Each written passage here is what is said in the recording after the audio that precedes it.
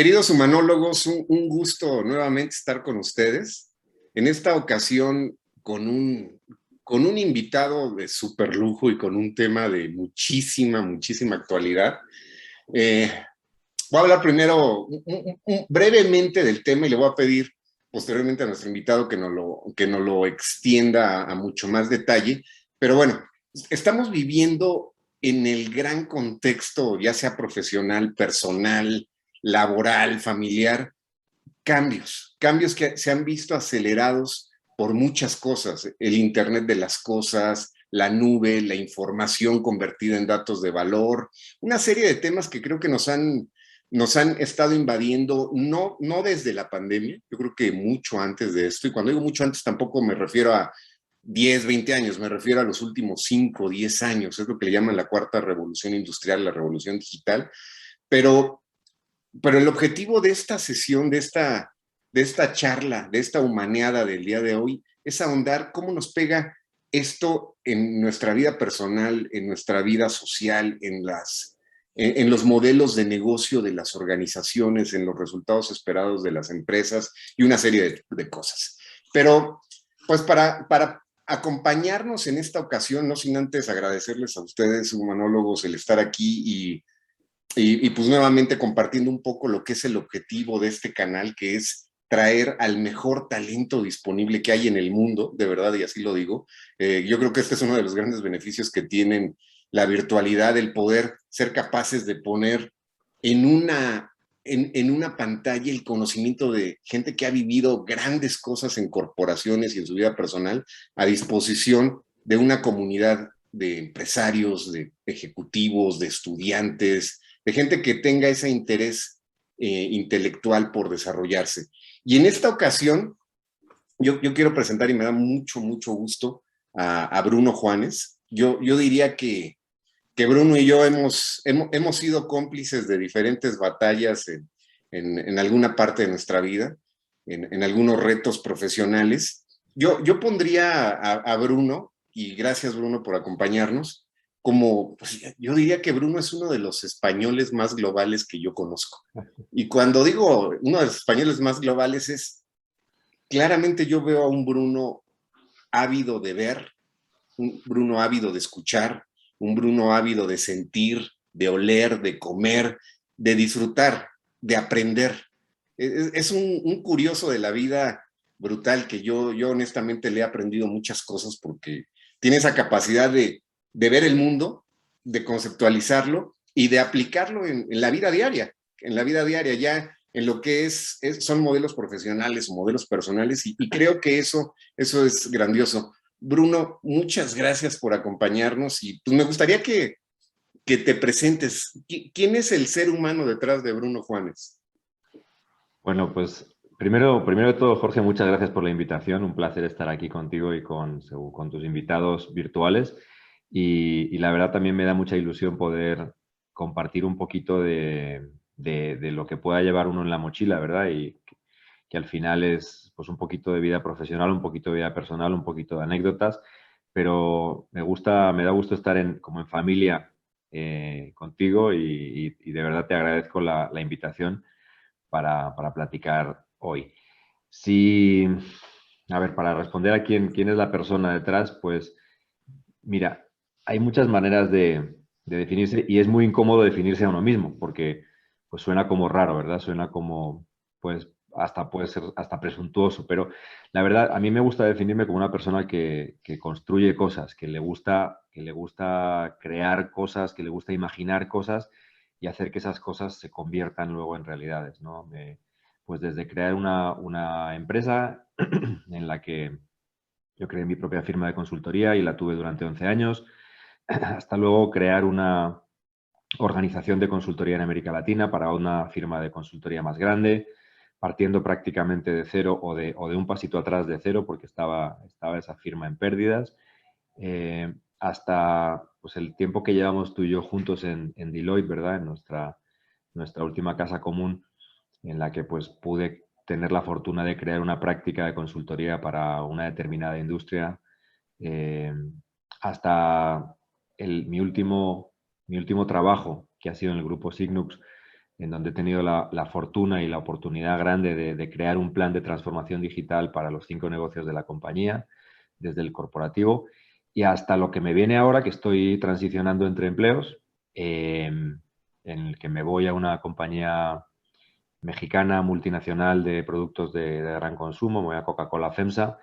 a llevar pues, todos los aspectos de transformación digital que tienen que ver con el cliente, ¿no? Desde el marketing digital, los canales de venta, el e-commerce, las plataformas, los analíticos, todo lo que tenga que ver con el cliente y su transformación digital, pues es lo que me va a caer en el plato en mi próxima aventura que comienza el 4 de octubre.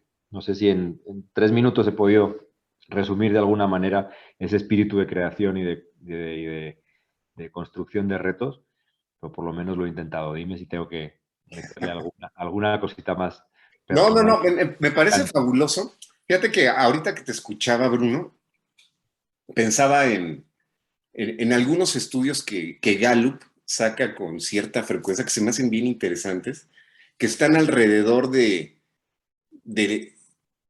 digamos, la hipótesis o uno de los hallazgos es, en general, el tamaño del mundo tiene un número menor a los líderes que necesita. O sea, por ahí yo leía algunos datos donde dicen que de manera natural, cerca del 4 o 5% de la población humana tiene cierta tendencia a presentar características o competencias de liderazgo. Pero este 4 o 5% puede estar en cualquier lugar, puede estar en Asia, en África, en Francia, en España, en México, ¿no? Y como este nacimiento, de repente te enfrentas en situaciones de vida que puede estar o no regida por oportunidades iguales. O sea, puede ser que haya una persona que tenga una tendencia natural a esto y tenga un modelo educativo de los tradicionales y encuentre un camino para la política, para la dirección o ser ejecutivo de una organización. Pero también puede haber otros caminos donde estos líderes no tengan esas posibilidades educacionales. Y lo que hace Gallup muy bien es tomar como patrones de vida que han tenido ciertos líderes que pues, es muy difícil definir el éxito en la vida, ¿no? Cada quien lo tiene definido de una forma u otra, pero características de vida o experiencias de vida que se van acumulando que tú pudieras casi poner en un algoritmo de esos conceptos que yo sé que a ti te gustan tanto de machine learning y cuestiones de esta naturaleza como para decir, a ver, ¿cómo le hacemos para tener un modelo más predictivo de éxito en el desarrollo de líderes que se necesitan en los principales puestos del mundo para que el mundo siga girando y tengamos el tamaño de riqueza que necesitamos en 10, 20, 30 años, ¿no? Porque también por ahí otro dato que cruzo del Foro Económico Mundial lo que nos dice es falta talento, no mano de obra, falta talento en los próximos 5, 10, 15 años para mantener el tamaño de esta economía mundial, ¿no? Entonces, cuando te escuchaba un poco de dónde vienes, yo creo que hay mucho más, ¿no? Estas cosas van surgiendo desde dónde creciste, qué hiciste, a qué te expusiste, sobre todo en dónde fallaste, porque a veces se aprende más de dónde fallas que en dónde tienes éxito. Pero pensaba en este modelo y creo que es importantísimo en las organizaciones. No sé, ¿te merece alguna reflexión esto? Pues fíjate, según hablabas, me viene a la mente un libro que leí hace muchos años, pero que fue como un parteaguas en mi carrera, que fue El mundo es plano, The World is Flat, que era el que hablaba de los principios de la globalización y de cómo pues, todo se ha ido interconectando. Y estamos hablando de un libro que salió a principios de los 2000, si no estoy muy equivocado, y hablaba de un concepto que a mí me llamó mucho la atención, que tiene mucho que ver con lo que estás diciendo, y perdón por la barbaridad, pero el libro lo llamaba la fortuna ovárica. Es decir, en función de donde tu mamá te trajo al mundo, de donde los ovarios de tu mamá te trajeron al mundo, ahí tenías una fortuna y tenías un determinado punto de partida que hasta esa época había estado muy, digamos, muy claro y aunque fueras una persona con pocas capacidades de liderazgo, con pocas capacidades formativas en general, si habías nacido, habías tenido la fortuna de haber nacido en un país occidental, pues tenías muchas más posibilidades de liderar algo, de crear algo más importante o impactante que si eras una persona brillante habiendo nacido en un slum de la India, ¿no? O en un barrio pobre de Pekín. Y ya en los años, principios de los 2000, este hombre decía, not anymore, ya esto se acabó, ya la fortuna ovárica ya es un factor que no va a tener tanta incidencia. si extrapolamos el pensamiento y nos lo traemos, lo actualizamos y nos lo traemos a este siglo XXI donde estamos ahora, lo que vemos es que esto es totalmente cierto. Cada vez más CEOs son hindúes, son chinos, cada vez más el poder oriental pues en innovación, en transformación, todo lo que es sorprendente a nuestros ojos, está más claro que viene de allá y cada vez es más claro este concepto de que ya no tenemos la fortuna ovárica, ¿no? Entonces, ¿para qué digo esto? Bueno, pues porque talento hay, no tengo duda, está mal distribuido, seguramente, y a nuestros ojos occidentales seguramente nos puede parecer que no hay o que escasea.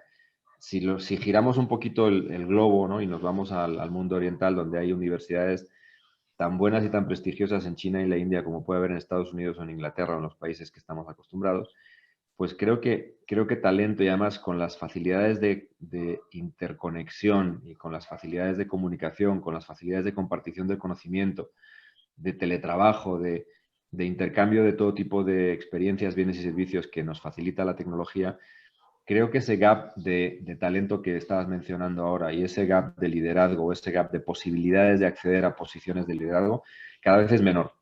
Y cada vez sí estamos viviendo ya ahora sí en un mundo 100% global, 100% interconectado, que se va a acelerar todavía más cuando entren en acción de verdad tecnologías como por ejemplo 5G o cuando nos acerquemos más hacia una inteligencia artificial general, no lo que tenemos ahora y que confundimos con inteligencia artificial.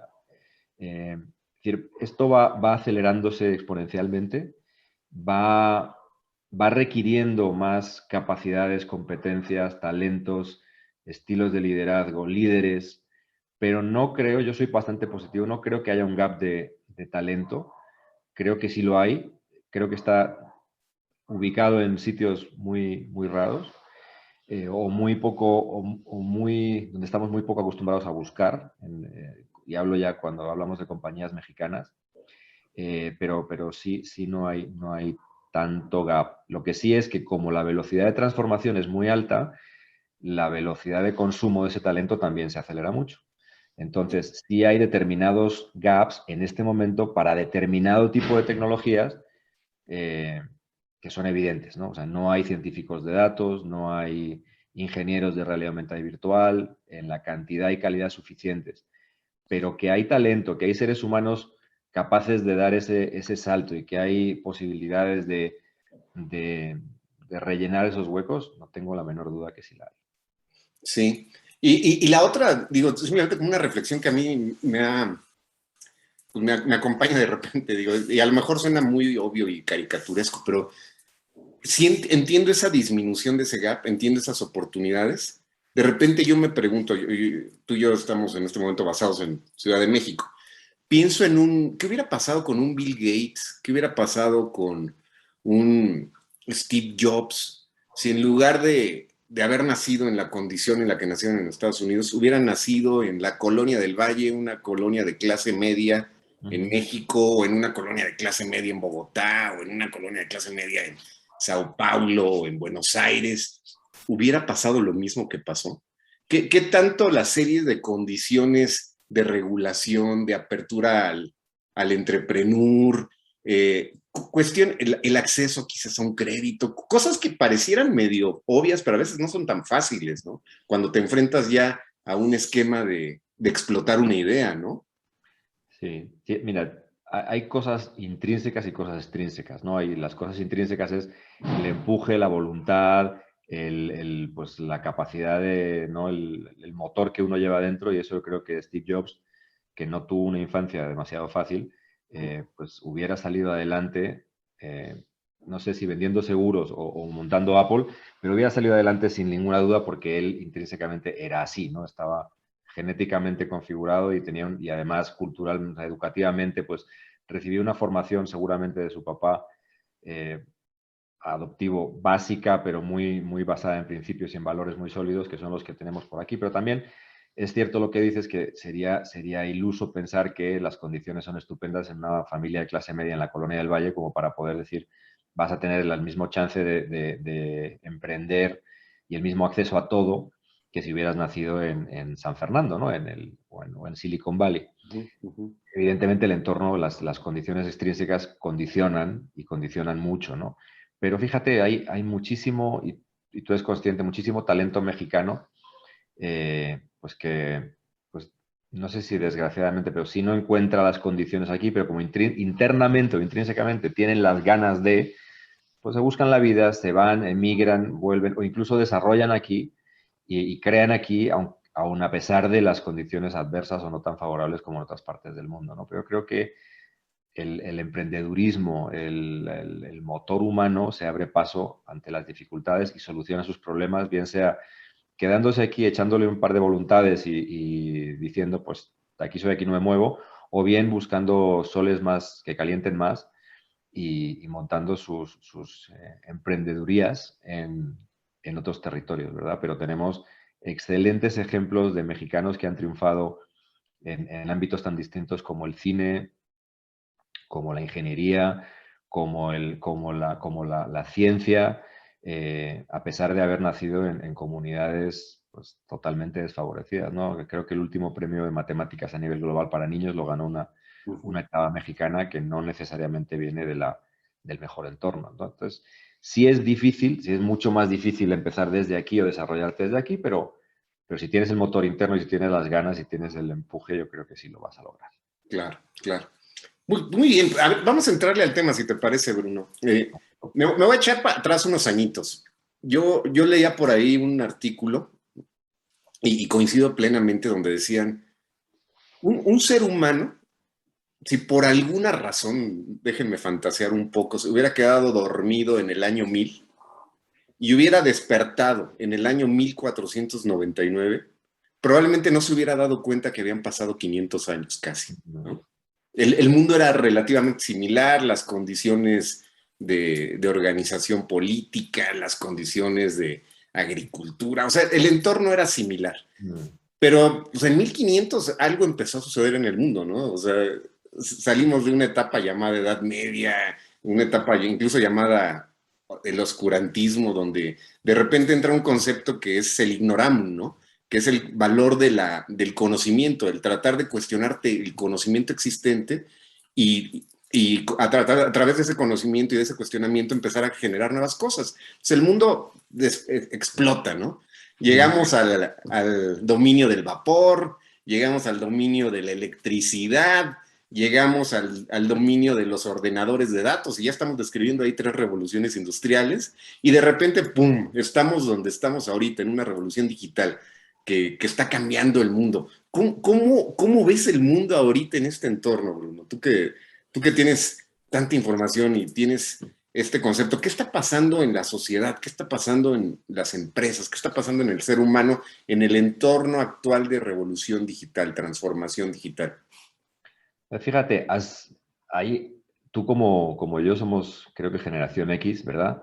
Ujú. Y hemos tenido la enorme suerte de vivir un mundo analógico y vivir un mundo digital, ¿no? Y estamos al principio de la vida del mundo digital, a pesar de que nos parezca que que ha avanzado un montón, todavía estamos muy al principio en muchas cosas y ahora construye un poquito más, ¿no? Pero tú y yo vivimos, o sea, cuando tú y yo nacimos no había televisión en blanco y negro, no en color, no había microondas, no había grabadoras de vídeo, no había teléfonos celulares, no había tantas y tantas cosas que hoy forman parte de nuestra vida cotidiana, pero no existían. Entonces nosotros vivimos en una generación del teléfono de rosca, ¿verdad? Para ir, oye, si no estabas en casa y te llamaban, mala suerte, no te encontraban, si habías salido, o tu papá te dejaba un recado, oye, te ha llamado fulanita de tal o fulanito de tal, ¿verdad? Entonces, y hoy en día es impensable que no respondas a una llamada en segundos. Es más, la gente se preocupa si no respondes una llamada de inmediato, si no contestas o si lo dejas en visto. Menudo pecado. Es más, entre los adolescentes, como me dejó en visto. Es un drama, ¿no? Entonces, está bien. O sea, sí hemos podido vivir eso y sí nos damos cuenta de todo lo que ha cambiado esto, ¿verdad? Pero creo que lo que viene hacia adelante es mucho más de lo que hemos pasado nosotros. Es decir, de nuevo estamos en un periodo de cambio exponencial en el que determinadas tecnologías por sí mismas producen un cambio muy significativo, pero cuando se combinan entre sí tiene un efecto de sinergia. Es decir, si nos vamos a algunas de las tecnologías que has mencionado, no sé, la fuerza del vapor o después la electricidad, o después la computación y las redes, cada una tuvo un impacto mayúsculo, es decir, de pasar de un mundo no electrificado, dependiente de las velas, de grasa animal, ¿no? A un mundo electrificado en el que el hombre puede controlar cuándo se ilumina algo y cuándo no, es un cambio gigantesco, pero que ahora mismo ni siquiera nos imaginamos lo que es, ¿no? O pasar de un mundo de fuerza bruta animal a un mundo en el que el vapor es dominado para mover cosas, cargar cosas, construir cosas, es otro salto brutal, igual que el que trajo el automóvil, ¿no? Decir, oye, de movernos a caballo o en barco de vela a movernos con un motor de combustión.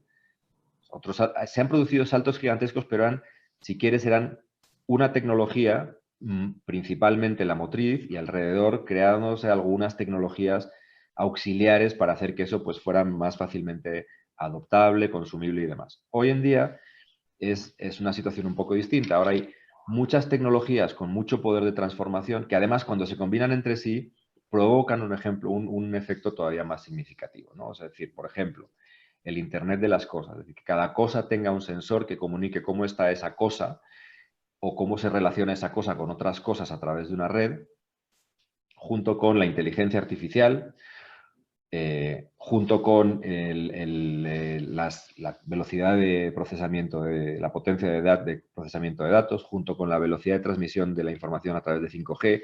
Es decir, cada una de esas tecnologías en sí mismas produce un cambio significativo, pero cuando se combinan, cuando tú estás extrayendo información de muchas cosas, la puedes mover a gran velocidad, la puedes procesar y generar outputs que vuelven otra vez al mundo real en una velocidad asombrosa y con un output de valor, con una decisión, con una acción, y además le pones, por ejemplo, eso, lo montas sobre un robot y además ese robot lo alimentas con energía renovable y además no te tienes que preocupar de que ese robot tenga ética o no tenga ética porque ya está gobernado por... Es decir, lo que nos viene a continuación, lo que nos viene adelante, es tan grande, es tan rápido y es tan vasto que sí a mí personalmente me da cierto respeto. No miedo, porque al final pues el ser humano siempre ha sido capaz de sobreponerse y de dominar al bicho, ¿no? De dominar la tecnología,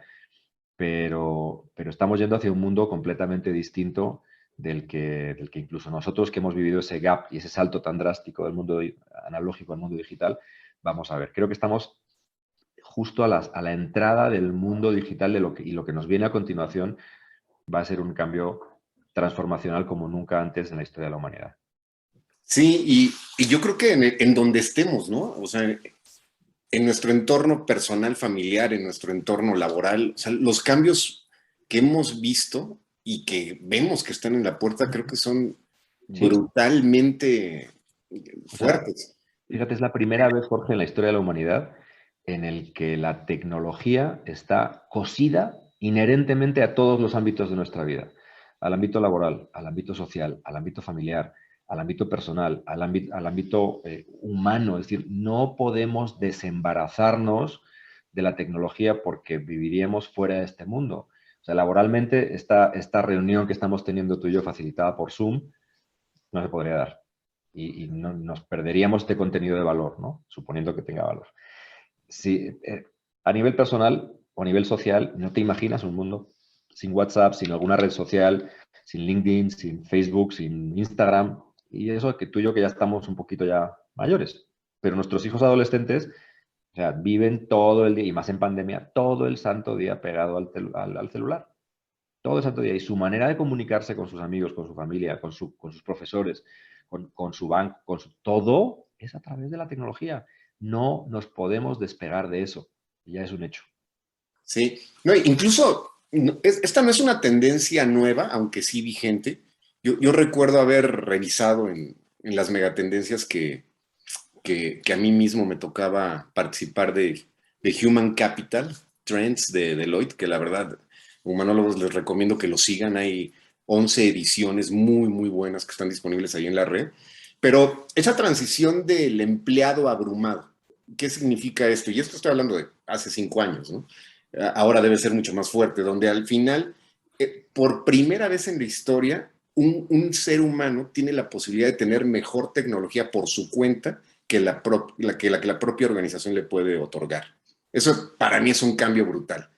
Y cuando esto sucede, obviamente entra el concepto del empleado abrumado, ¿no? Cuando tú, al mismo tiempo que estás a las 12 del día haciendo una revisión de un tema laboral, estás en un chat familiar viendo qué va a pasar en la carne asada del sábado o lo que sea. O viceversa, a las 11 de la noche estás atendiendo un tema laboral. O sea, esta frontera entre lo profesional y personal genera mucha tensión.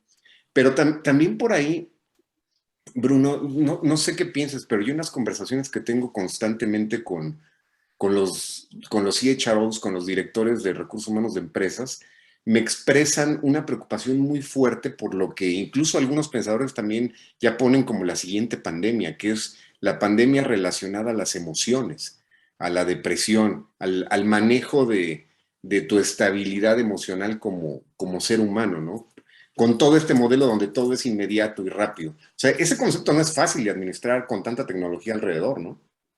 No, no, para nada, para nada. O sea, es más, esta revolución tecnológica descuelga y puede descolgar a muchas personas que se pueden sentir excluidas como nunca antes. Es decir, nunca antes la brecha y el analfabetismo digital ha sido tan cruel con muchas personas, ¿no? Gente, no ya te digo por edad, porque conozco gente mucho más mayor que es súper ávida de este tipo de cosas, pero gente que por intención, por voluntad, por ganas, no le entre a estos temas, sí tiene un riesgo real de descolgarse de la sociedad y de ser un outsider completo, ¿no? Y todo este cambio de paradigma en cuanto a la velocidad, ¿no? De adopción de determinadas cosas, en cuanto al multitasking, pues no todo el mundo está igualmente preparado para ello, ¿no?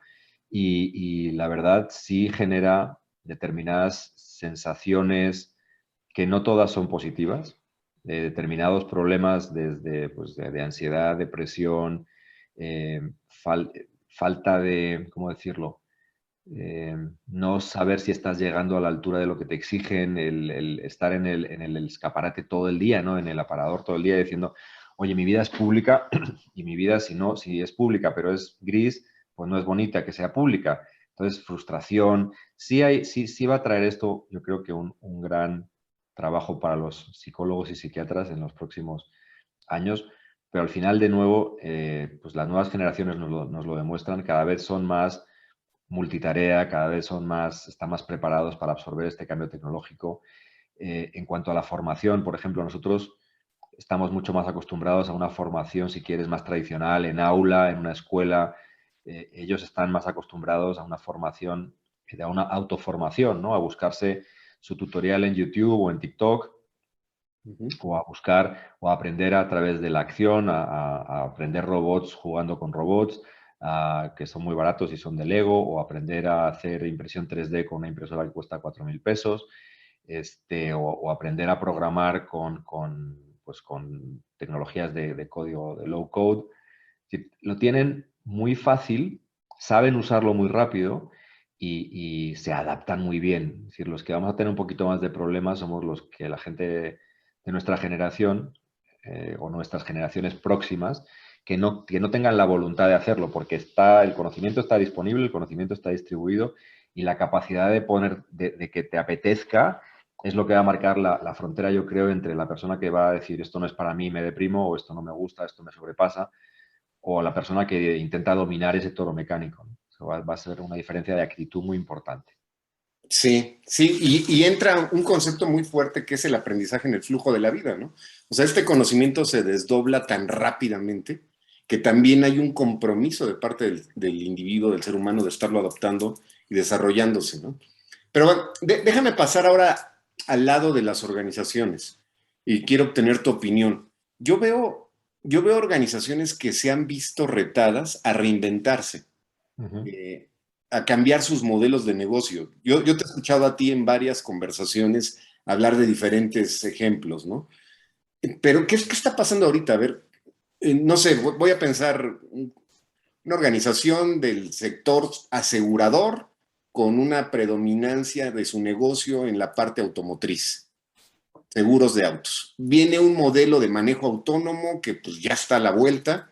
En Estados Unidos hay 2, 3 millones de conductores de tractocamiones, camiones, Ujú. que será un puesto que desaparecerá, así como el fogonero o el que jalaba las bestias desaparecerá ese puesto, seguramente se reducirán el número de accidentes, las primas ya no serán tan importantes, seguramente habrá más camas vacías en hospitales que podrán ser ocupadas para otro tipo de cosas. No sé, ¿qué ves? ¿Qué ves en la transformación del mundo de los negocios?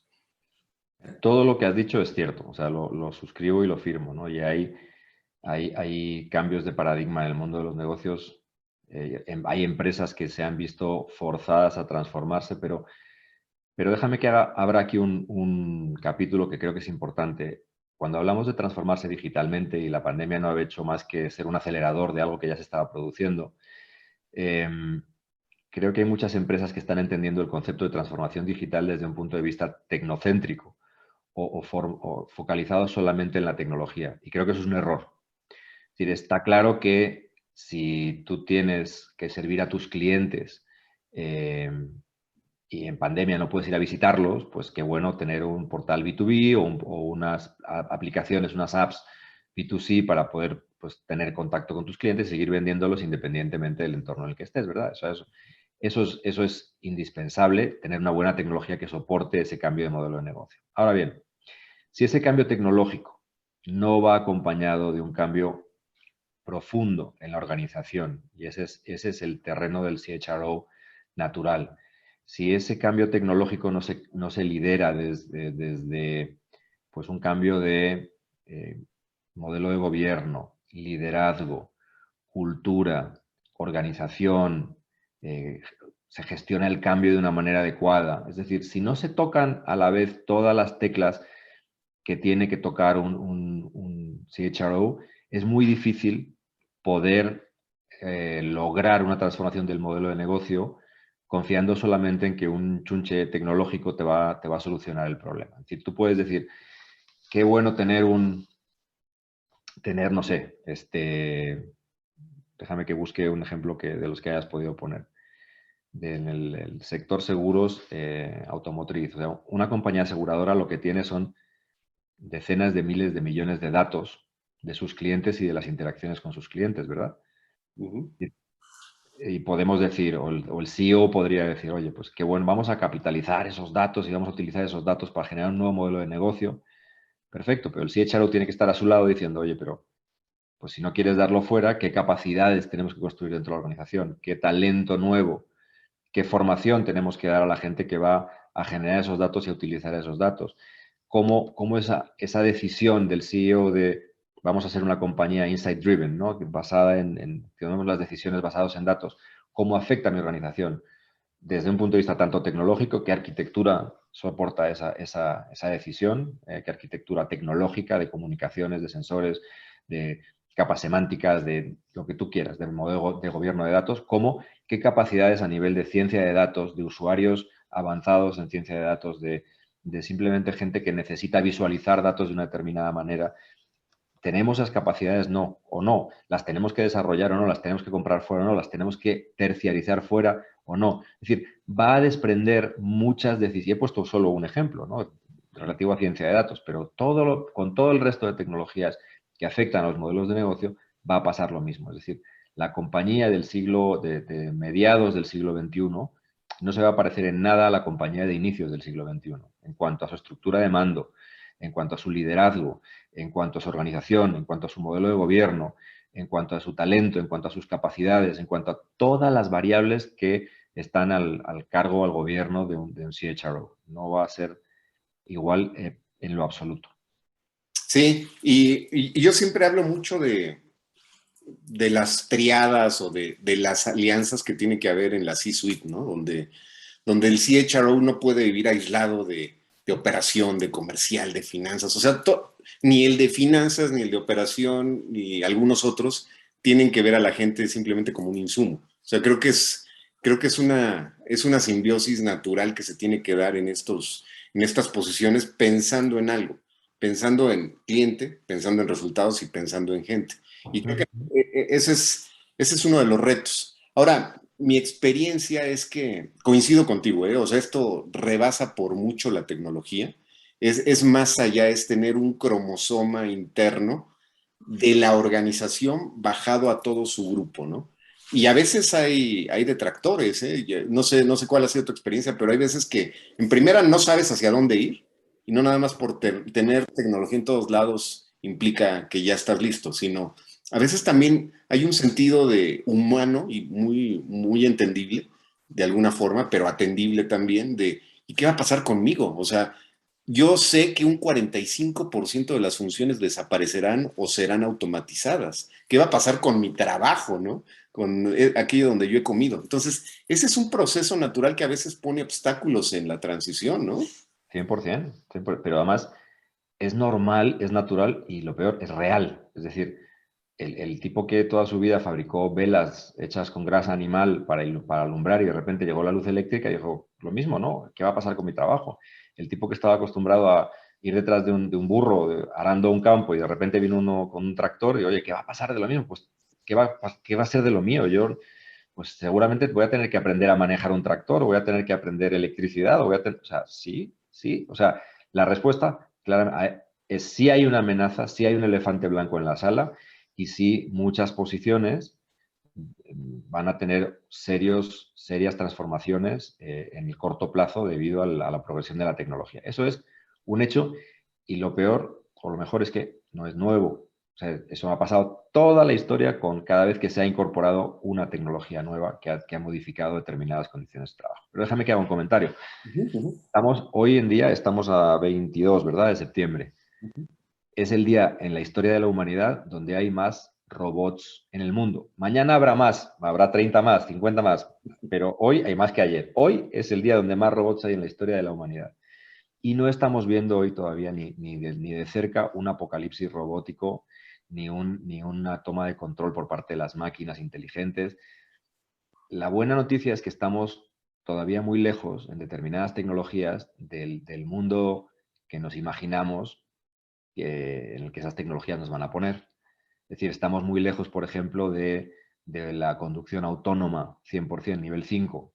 No, todavía no estamos preparados para eso. Estamos lejos. Estamos muy lejos de la computación cuántica, eh, que va a producir una revolución también sin precedentes, pero muy lejos. Estamos muy lejos de la inteligencia artificial general. Estamos cerca y dominamos el machine learning, pero eso no es inteligencia artificial general. Es decir, conseguir que una máquina vea, siente, piensa, actúe y razone como un ser humano, lo que se llama General Artificial Intelligence, estamos muy lejos. Estamos incluso muy lejos del 5G. Fíjate que era una promesa que ya nos vienen haciendo desde hace tantos años las operadoras, pues todavía no, y tiene retos técnicos y tecnológicos que superar. Es decir, ¿qué quiero decir con que estemos lejos? Que tenemos tiempo, nada más. Ujú. Porque venir va a venir, va a llegar, nos va a caer encima.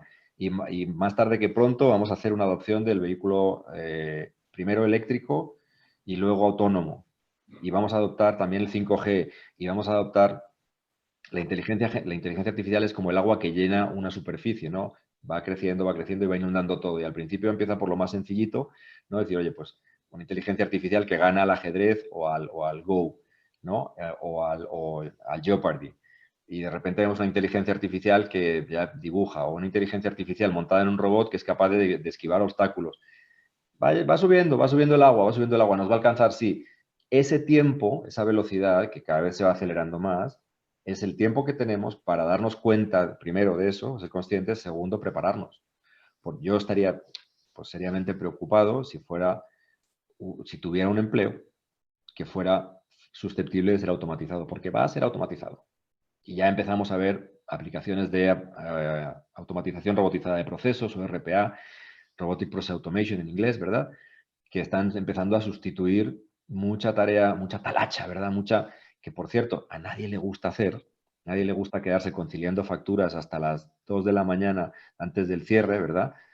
Pero hay que hacerlo porque, pues, y en el momento que entra una máquina que nos va a sacar de hacer esa tarea, vamos a sentir por una parte miedo porque es mi tarea, por otra parte relief, ¿no? Por una parte, decir, ay, ya por fin me lo quitaron de encima y me puedo dedicar a hacer otras cosas. Ahora, el que va a tener problemas es primero, el que no lo ve venir, ese sí va a tener problemas.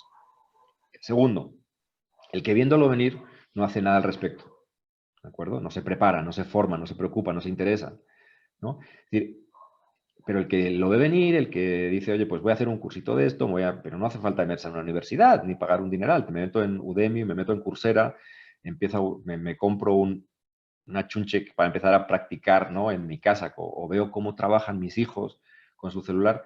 Es decir, el que le da igual todo esto seguramente se va a llevar un revolcón. Al que se preocupa y al que se prepara y al que está dispuesto y está con las antenas alerta y con ganas de hacer cosas, pues seguro. Y ojo, hay también gente que no tiene la capacidad, no tiene la posibilidad y aunque tenga la actitud o la voluntad, no puede. A eso sí hay que ayudarlos decididamente. Es decir, debe dispararse, perdón, una política social que reduzca la desigualdad digital que se va a generar entre los que quieren y pueden y entre los que a lo mejor quieren pero no pueden. Entonces, la ética va a jugar un papel fundamental en todo este nuevo escenario de negocios de la segunda mitad del siglo XXI. Sí, yo creo que esta parte de retos me parece muy interesante, ya has puesto algunos sobre la mesa. Yo, como me gusta mucho la forma en que alguna vez yo lo vi en nuestra vida antigua en Deloitte, que eran las tres Ws por sus siglas en inglés, ¿no? Work, Workforce y Workplace. Eh, que traen retos muy fuertes, ¿no? Desde, no sé, desde la forma de trabajar, desde el tipo de trabajo, economía gig, open talent economy, cosas de este tipo, hasta este famoso concepto de que le llaman regreso al trabajo, que a mí no me gusta ese término, yo más bien lo pondría regreso a las oficinas, porque nadie ha dejado de trabajar, claro. eh, pero coincido contigo, el tema de responsabilidad social es fuerte, el tema del rol que la organización toma es fuerte, porque puede darse una desigualdad en ese sentido, pero también el colaborador, el colaborador toma un papel determinante en la forma en la que va a operar. Y por ahí veía otro dato que también, pues digo, nada más lo pongo sobre la mesa. Decían, no tengo el dato de México, pero lo tengo de Estados Unidos, decían que solo el 12% de la fuerza laboral de Estados Unidos es sujeta a un modelo casi de tiempo completo de home office. Y lo mismo pasa en México y otros países. O sea, vemos más del 80-85% de la gente que tiene que estar en la calle, tiene que estar llevando un paquete, tiene que dar un servicio, tiene que llevar una caja de refrescos, tiene que llevar una caja de cervezas. O sea, va a haber un concepto de cultura híbrida muy fuerte, o sea, retos laborales brutales, ¿no? ¿Qué te viene a la mente? Tú que has estado en ambos sectores, has estado del lado de la consultoría, el que pone una idea y en ocasiones implementa y en ocasiones no, y donde también te ha tocado implementar este concepto equivalente a las tres Ws. ¿Qué reflexiones te merecen? Yo creo que el framework de Deloitte de las tres Ws es muy acertado.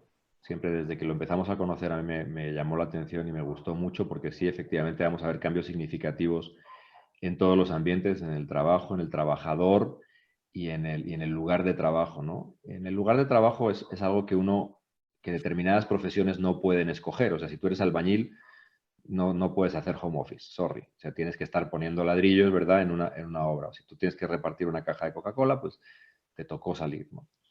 Determinada porcentaje de la población va a poder escoger entre un modelo full en casa o híbrido o incluso full en la oficina. Yo creo que ya se normalizará cuando la pandemia empiece a remitir.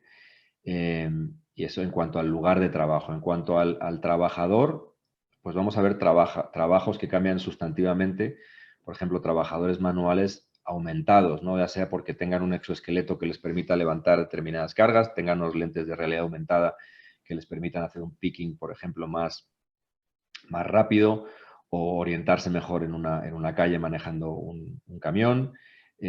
O una aumentación cognitiva en personas que tienen que tomar decisiones soportadas por sistemas basados en inteligencia artificial, ¿no? Entonces, el trabajador también va a cambiar mucho la manera que tiene de trabajar, ¿no? Y el trabajo en sí, el contenido del trabajo también va a cambiar, porque o sea, evidentemente hay trabajos que no tienen una carga cognitiva fuerte y es una carga más física y que son difíciles de automatizar. Volvemos al tema del albañil, con todos los respetos. Pero incluso ese trabajo va a poder estar soportado por tecnología, ese trabajo va a cambiar, o sea, las condiciones de planeación de una cuadrilla de obra van a estar soportadas por un sistema, cuando antes eran a criterio del capataz, ¿no? Es decir, vamos a ver cambios sustanciales y estructurales en esos tres grandes frentes, sin ninguna duda de ningún tipo. O sea, eso no me cabe duda. Y ahora, en cuanto a cuál será el escenario final en el que acabemos, pues la verdad creo que esto es tan heterogéneo y varía tan rápido y además cada día se suman nuevas tecnologías a la ensalada que es muy difícil tener una bola de cristal para predecir dónde vamos a terminar, ¿verdad? No sé si tenga yo ni siquiera el atrevimiento de tratar de responder a tu pregunta, Jorge. No, pero tienes toda la razón. O sea, creo que al final quizás no va a haber un escenario final. Quizás lo que va a pasar es que estamos en ese escenario evolutivo más rápido de lo que acostumbrábamos a estar, ¿no? Sí, sí, o sea, al final estamos hablando también de escenarios pospandémicos y la verdad, pues no, estamos en escenarios pandémicos todavía, más suaves o más leves en función del crecimiento de la ola y de la vacunación, y todo eso se irá como amortiguando hasta que la pandemia esté controlada y forme, ya no sea una enfermedad aguda, sino que sea una enfermedad crónica y sea como una gripa, o sea, ya esté dominada y está todo el mundo vacunado. ¿Cuánto va a durar desde el momento actual hasta que lleguemos a esa situación de amortiguamiento y de relativa naturalidad, ese nuevo normal? No, la verdad no lo sé, pero a lo largo de ese camino estoy seguro que van a haber muchos escenarios, algunos de los cuales fracasarán, otros triunfarán, al final buscaremos cosas híbridas. En definitiva, pues la verdad no sé dónde va a acabar esto, pero creo que vamos a aprender haciendo y a equivocándonos. Y hay un reto que yo veo ahí que, digo, ahorita en este cajoncito de retos que estamos platicando que me ha llamado mucho la atención. O sea, veo organizaciones que en los últimos 16 meses, en el último año y medio, lo que sea, han hecho los ajustes que tengan que hacer, ¿no? O sea, le dieron el corte a la estructura organizacional, salida de gente, recortaron sueldos, recortaron prestaciones, y cambiaron su modelo de operación, su modelo de negocio, lo que tú quieras, Imán, lo que tú y yo hemos visto y vivido. Pero he visto ese grupo de organizaciones que después de todo esto, el número macro, no el número de ventas, sino el número macro de margen, utilidad, débita, lo que sigas, ha sido mejor. Ha sido 10, 15, 20% mejor en los últimos 12 meses. Y a mí, te voy a ser bien honesto, a mí en lo personal me preocupa, porque la persona que dio el palomazo para hacer esos cambios estructurales, organizacionales o lo que sea, de repente dicen, no, ya ves si funcionó. Tenemos menos gente, estamos siendo más rentables y mientras tanto en México, simplemente por poner un número, hay 15 millones de desocupados, subocupados, desempleados, en donde yo percibo que pudiera haber un cierto, mm, un cierto sabor de las organizaciones de no recuperar esa plantilla laboral. Y no es recuperarla por recuperarla, hay que hacerlo inteligentemente y con un sentido de negocio. Pero creo que es ese sentido a apelar, a decir, sí, veamos el negocio y veamos qué podemos hacer para impulsar también modelos laborales, ¿no? Porque claramente hay ciertas empresas que han logrado los números y lo han logrado muy bien. Sí. Pero ese balance todavía no lo tengo yo tan claro y creo que no es único de México. Creo que debe estarse dando en muchos países, ¿no? Pues tú fíjate que igual que dices que ha habido compañías que tomaron ese tipo de medidas, ha habido compañías que han mantenido el 100% plantilla, prestaciones, salarios y han tenido unos números también eh, excelentes, ¿no? Mejores años de su historia. Yo creo que aquí hay un factor externo muy importante, que es en qué lado te tocó jugar, cuál era tu industria.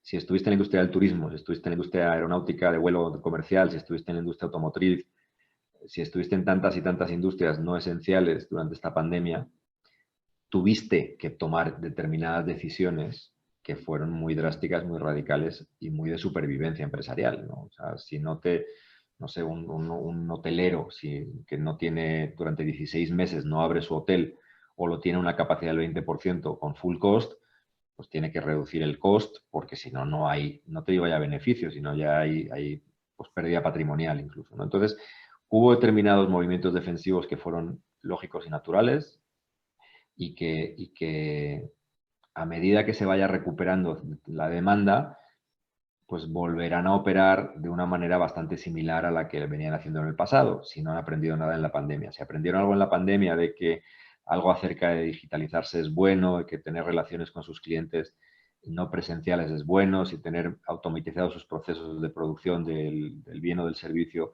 es bueno. Si eso no lo aprendieron, van a volver al modelo clásico de labor intensive, ¿no? Y pues volverán al mismo margen de utilidad, volverán a más de lo mismo con tranquilidad diciendo, ¡buf! Ya salimos, ¿no? No habrán aprendido nada. Habrá compañías que utilizarán este tiempo para decir, oye, pues sí nos fue mejor teniendo un canal de venta electrónica porque pues no vendíamos nada y ahora estamos vendiendo 40% de nuestro inventario por ese canal y es complementario al de venta presencial. O sea, habrán aprendido que la tecnología o la transformación digital sí les lleva a un escenario distinto y mejor y seguramente a medida que les vaya creciendo ese canal digital van a seguramente también volver a poder recuperar determinadas personas que se quedaron por el camino. Y hay compañías, pues en el sector de alimentación, en el sector de la energía, que les ha ido muy bien, que ha sido el mejor o los mejores años de su vida, ¿no? Entonces, yo creo que la fiesta va por barrios, como dicen en mi pueblo. En función de qué sector tuviste que tomar determinadas decisiones, seguramente más o menos dramáticas en función de cuánto te pegó la parada o la caída de la demanda. Pero al final, como decíamos en la pregunta anterior, Jorge, yo creo que al final todo se va a normalizar y habrá compañías que salgan de esta situación con un aprendizaje fuerte y compañías que salgan de esta situación maltrechas, magulladas, raspadas, ¿no? Y sin haber aprendido nada más que decir, pues sobreviví, ya está, lo hice, y hacerse la foto.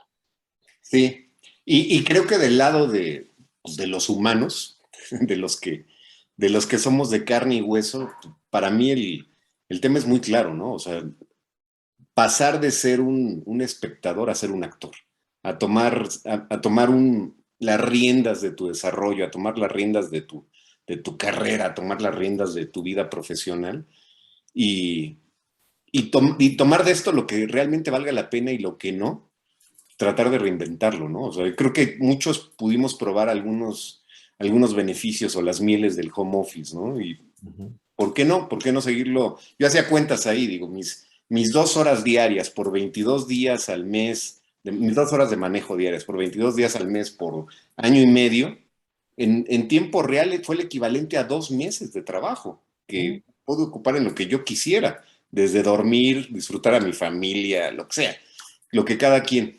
Pero creo que ese es el tema, ¿no? Es cómo, qué aprendí yo también como ser humano, como individuo, ¿no? Completamente. Yo creo que al final esta pandemia también tiene que hacernos reflexionar mucho sobre qué hemos aprendido. O sea, si nos hemos metido en la madriguera a simplemente sobrevivir, es una cosa. Si nos hemos metido en la madriguera a utilizar nuestro trabajo, nuestro tiempo de manera productiva para no solamente cultivarnos intelectualmente o desarrollar otras, sino poder ir al gimnasio, ¿no? O poder, no te digo acompañar a los niños al colegio porque obvio no, pero estar más tiempo con nuestros hijos. Esta pandemia nos ha ofrecido una cantidad de cosas muy significativas, muy importantes que ahora que estamos, vamos a decir, saliendo, yo ya empiezo a echar de menos. O sea, pasar más tiempo con mis hijos, no estar atascado en el tráfico cada vez que salías, volver a disfrutar la naturaleza y poder tener control total de tu tiempo. O sea, son cosas que para mí han sido muy importantes y han sido un descubrimiento muy positivo en la pandemia, ¿no? Poder hacer no sé, yo tuve oportunidad y me hice un cursito de inteligencia artificial en el MIT. No lo hubiera podido hacer en mi ritmo de trabajo normal porque no tenía ese tiempo tampoco, ¿no? Y sí lo pude hacer metiéndolo en huecos, aprovechando mi Tetris de agenda, pero sí lo pude hacer, ¿no? Entonces, si tú realmente aprovechas el tiempo y los regalos que te da esta situación tan atípica que hemos vivido, vas a salir de la pandemia reforzado como ser humano, ¿no? Y si no lo aprovechas, pues vas a seguir siendo el mismo, pero un año y medio más tarde. Exacto, sí, creo que ese es un tema importante. Oye, Bruno, digo, pasando a la siguiente etapa de la conversación y ya casi a punto de cerrar, eh, los humanólogos que nos siguen son bien curiosos y les gusta ejercer el verbo de desarrollarse, como tú lo mencionaste. Te quisiera pedir, que ya es una costumbre de esta serie de podcast, lo que le llamamos curiosidad intelectual. Desde Uh-huh. tu perspectiva, yo sé que tú eres un lector ávido. algunos libros, 2, 3 títulos que tú quisieras poner sobre la mesa, recomendarlos Ujú. y por qué. Mucho de lo que hacemos en esta página, en esta sección de Humanólogo es recomendar esos títulos. Los ponemos disponibles en la web de Humanólogo, que es www.humanólogo.com. Hay una sección que se llama Eminencia, donde vienen libros, donde vienen puntos de vista y donde vienen eventos de cualquier líder de opinión para que la gente los pueda leer. En el caso particular de los libros, hay una liga directa a Amazon donde tú los puedes pedir. ¿Qué libros pondrías tú sobre la mesa? Mira, o sea, me encanta porque te podría poner una lista bastante... O sea, mi mujer se desespera porque dice, oye, otra vez te ha llegado otro libro, pues ya no cabemos, pero me encanta leer y la verdad disfruto mucho. Mira, te voy a decir tres que me han llamado mucho la atención en estos últimos meses, ¿no? El primero, sin duda, se llama Life 3.0 o Vida 3.0 de Max Tegmark. Es un libro que habla sobre las implicaciones futuras y los escenarios posibles de desarrollo de la inteligencia artificial y qué impacto va a tener en nuestra vida, ¿no? Tanto a nivel social, laboral, político, económico. Es súper interesante el tema de los escenarios que desarrolla y Max Tegmark es uno de los grandes pensadores en temas de inteligencia artificial yo creo, del mundo contemporáneo. De hecho, Elon Musk, que tiene sus idas y venidas con respecto a la inteligencia artificial, a veces la demoniza y a veces le dice que es lo más mejor que nos va a poder pasar, pues hace reuniones periódicas con determinados líderes de opinión en estos temas y Max Tegmark es uno de los que siempre participa en ese tipo de reuniones selectas de 30 personas a nivel mundial, invitadas personalmente por Elon Musk para teorizar y para pensar acerca de estos temas. Entonces, pues si alguien quiere saber más acerca de cómo la inteligencia artificial nos va a afectar, Life 3.0 es un libro de cabecera, ¿vale? Es Ok, el primero. ok, bueno, muy bien. El segundo que justo acabo de terminar, pero que me ha encantado y me ha fascinado, se llama Turn the Ship Around, de David Marquette. David Marquette es un capitán de la flota de submarinos nucleares de Estados Unidos. Es un hombre que tiene, pues, manda un barco con capacidad de destrucción masiva, realmente, ¿no? Y manda un barco muy complicado, muy complejo, técnica, tecnológicamente y sobre todo en un estilo, es un libro que trata acerca del liderazgo y cómo pasar de de un liderazgo de la Armada de Estados Unidos en la flota de submarinos nucleares totalmente top-down, en el que al final el capitán del submarino es el responsable y si tú eres un marinero tienes que simplemente seguir el procedimiento y no pensar, a un estilo de liderazgo en el que cada uno asume su porción de responsabilidad y es un liderazgo no de líder a follower, sino de líder a líder. Entonces, trata de cómo transforma el estilo de mando y el estilo de liderazgo dentro de su submarino, del Santa Fe, para convertirlo del peor submarino de la flota nuclear al mejor submarino en cuanto a performance, promociones y en todos los indicadores objetivos que hay, de alguna manera cuestionando y ofreciendo resultados acerca de que ese estilo de liderazgo es mejor sustantivamente que el tradicional de yo mando, tú obedeces y aquí no hay más, ¿no? Y, Muy, muy interesante. y creo que eso es muy importante. Ahorita me vino a la mente otro libro que ya he recomendado que se llama Reinventing Organizations, que al final una de las claves, digo, desde la perspectiva del CHRO y de la gente de capital humano, es identificar el estilo de organización que es y a partir de ahí construir el estilo de liderazgo, construir los modelos de organización y todo lo que viene detrás. O sea, no todo el mundo puede ser un Google, no todo el mundo puede ser un Facebook. Creo que todas las organizaciones tienen su propio sabor y es importantísimo identificarlo, ¿no? Totalmente, totalmente. Y es más, yo creo que hay lecciones de ese libro que con independencia del sector, de la industria, del negocio en el que estés, puedes sacar para generar un estilo de liderazgo que propulse a la organización. Para mí ese libro ha sido una revelación. Y además está escrito muy divertido. Es una mezcla entre el Octubre Rojo y Harvard Business Review, ¿no? Entonces me gusta mucho ese estilo. Ok, ok. Y ahora, te dije tres, pero te voy a recomendar cuatro, Viene. si me das chance. Claro. El tercero sería uno que se llama Machine Platform Crowd, de Andrew McAfee, que son tres, digamos que es tres tecnologías que son Machine, que es inteligencia artificial, Platform, que son todo el tema de, pues como su propio nombre indica, negocios de plataforma tipo Uber y demás, y Crowd, que es toda la gig economy. Esas tres fuerzas transformadoras de los modelos empresariales, laborales y sociales. Es muy interesante también tener esa perspectiva, ¿no? Y es un libro que se lee bastante ameno, aunque es bastante grande. Y el cuarto es un clásico. Para mí ha sido el libro que más me ha enseñado de gestión del cambio. Es el libro donde por primera vez oí la palabra resiliencia, que ahora todo el mundo es resiliente a todo, ¿no? Y Ujú. todas las organizaciones son resilientes y todo. Entonces, una palabra ya casi como Coca-Cola, que es común. Pero la primera vez que yo leí la palabra resiliencia fue en ese libro que se llama Managing at the Speed of Change, de Daryl Conner. Y es el libro donde también vi por primera vez el tema de la plataforma ardiente, ¿no? Que no el libro que te explica cómo los humanos gestionamos el cambio y procesamos el cambio. Es un libro que ya tiene ciertos añitos, es un clásico, yo creo que es finales de los 90, principios de los 2000, pero para mí es uno de mis libros de cabecera en management. Ok. Y creo que esto es muy útil, porque al final del día yo creo que uno de los conceptos es cómo digieres el cambio, ¿no? O sea, al final no es sencillo.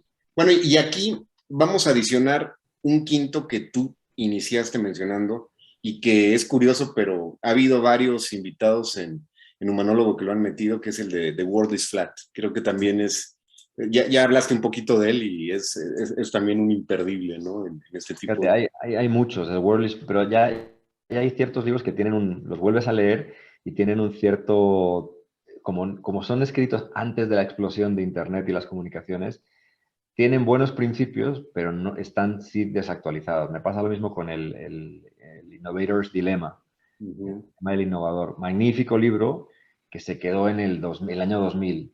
Si esa persona hubiera escrito ese libro a la luz de los datos de hoy, híjole, o sea, hubiera sido un más hitazo de lo que ya fue, ¿no? Hay muchos libros que podemos hablar horas de libros porque es algo que me apasiona y que de verdad hay que hacer, o sea, hay que leer, hay que formarse, hay que entender de la mano de gente que sí le sabe cómo funcionan las cosas que pues a veces no llegamos más que a intuirlas, ¿no? Entonces, súper recomendable la sección y felicidades por la iniciativa de poner esa página de eminencia en tu página web. Pues, No, muchas gracias.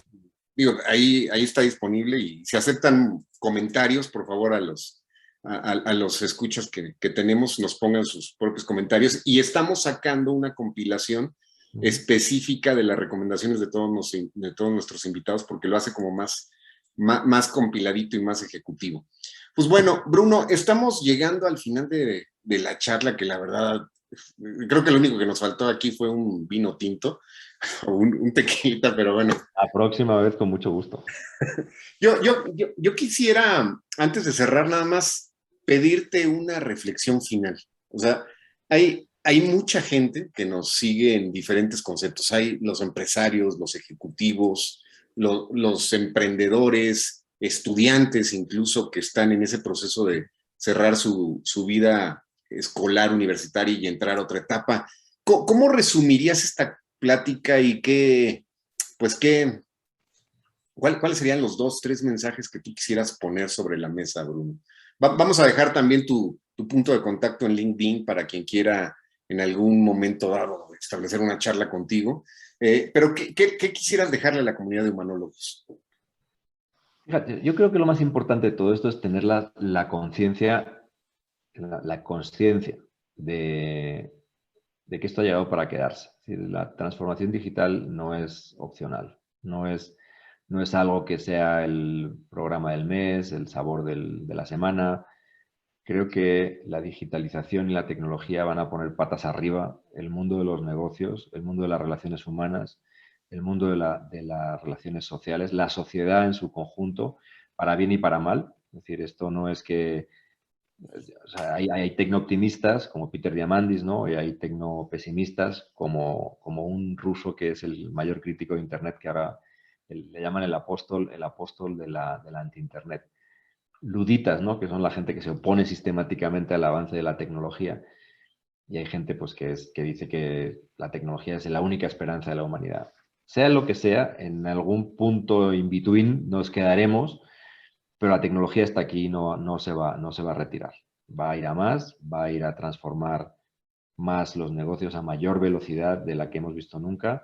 Por tanto, esa realidad que ya no podemos obviar ni podemos esconder la cabeza debajo del ala o meterla en la tierra, ¿verdad? Como hace el avestruz, va a disparar y tiene que disparar la obligación, no ya la necesidad, la obligación de la adecuación y de la adaptación en nosotros como individuos y en nuestras organizaciones. Entonces ya no podemos pensar en que medio escondo, medio protejo y esto va a pasar por un lado y no me va a afectar. O sea, sí nos va a afectar y mejor que estemos preparados para ello, formándonos para ello, de manera, si quieres, no reglada, o sea, de manera irregular, de manera de cherry pick, ¿no? Decir, oye, me apetece profundizar un poco más de este tema, me leo este libro, me hago este curso de esta organización, o me formo o profundizo un poquito más, o me apunto a una oportunidad laboral dentro de mi compañía que esté explorando este tipo de cosas. ¿Por qué? Porque me apetece, ¿sabes? Es decir, va a exigir lo mejor de nosotros mismos porque nos va a poner en una plataforma de cambio acelerado en la que no estamos acostumbrados a estar. Entonces, como takeaways es esto ha llegado para quedarse, es responsabilidad nuestra pues, para adecuarnos y para adaptarnos y para sobrevivir y triunfar y prosperar en este entorno cambiante. Y tres, el viaje merece la pena. Es un aprendizaje divertido, es un aprendizaje enriquecedor, es positivo y es algo que nos da herramientas para sobrevivir en este mundo laboral, social, personal y familiar del siglo XXI. Y pues ahí te lo dejaría, Jorge, y te agradezco muchísimo la invitación. La verdad me gusta mucho tener este tipo de pláticas y con gusto abierto a toda la comunidad humanólogo para seguir teniendo pues conversaciones en paralelo y por separado de esta plática. Pues gracias a ti, Bruno. Sí, siempre el tiempo es insuficiente en estas charlas, pero creo que se concentra bastante experiencia como iniciamos. Te agradezco el tiempo, humanólogos, gracias por su compañía. Disfruten esta charla las veces que sea, compártanla, síganos en YouTube y en Spotify. Y un abrazo, cuídense mucho. Gracias, Bruno. Gracias, Jorge. Un abrazo.